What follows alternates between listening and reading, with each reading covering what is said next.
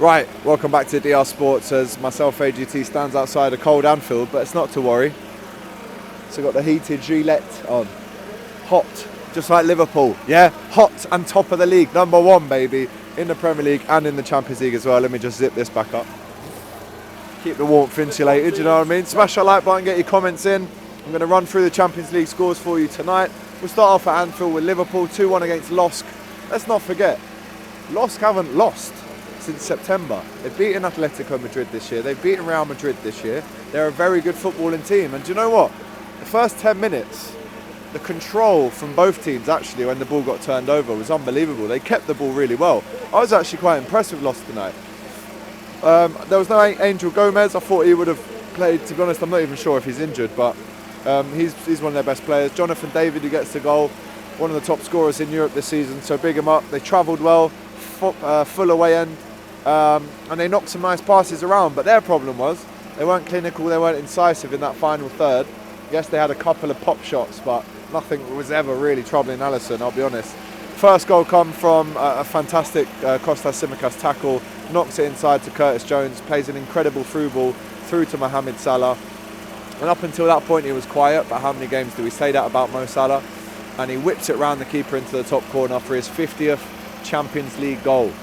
What a player, what a fella. Celebrates with the fans again as if to say, listen boys, get me that contract. But no, 7 wins, 7 games, 2 goals conceded across 7. I have to say, Arne Slot, you genius, right? If it carries on like this, we're going to win the Champions League and the Premier League.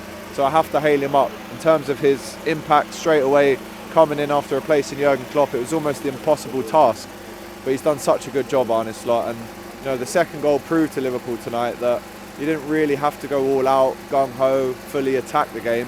You could almost just settle and make sure that you weren't going to concede another and go from there.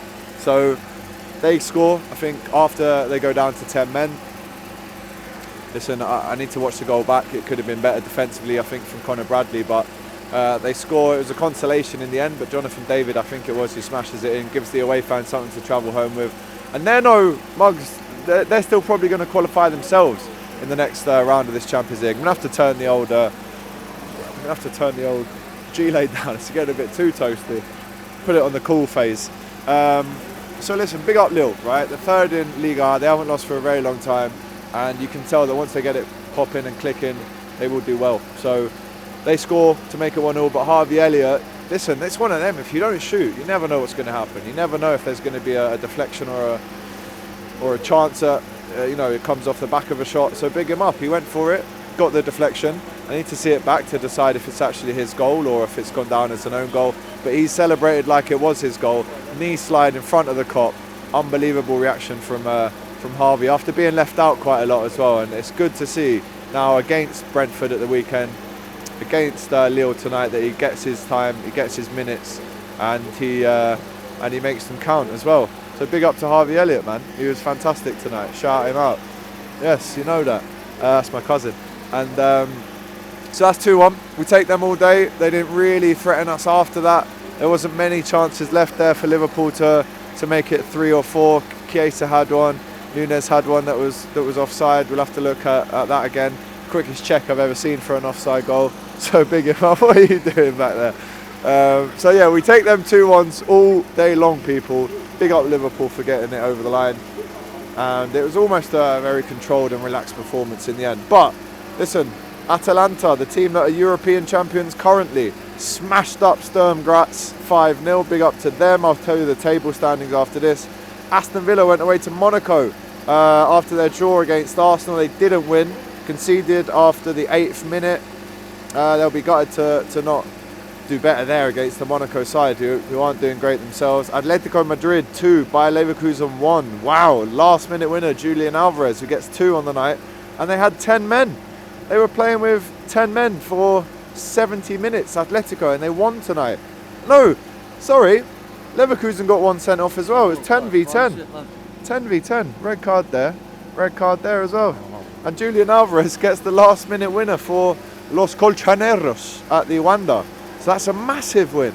And they're doing very well this season in the Champions League as well. So shout out to Simeone, even though I think he's an absolute tool. But this is clearly the game of the night, people. Wow.